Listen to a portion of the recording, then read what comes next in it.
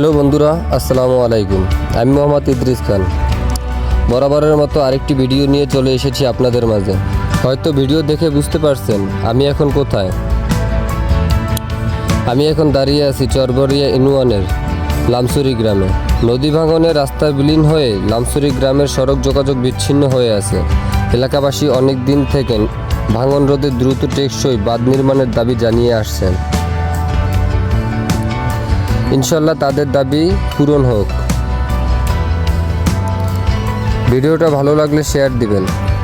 আপনাদের like, comment, share আমাকে অনুপ্রাণিত করে। আর কী ধরনের ভিডিও আপনারা দেখতে চান কমেন্টে জানাবেন।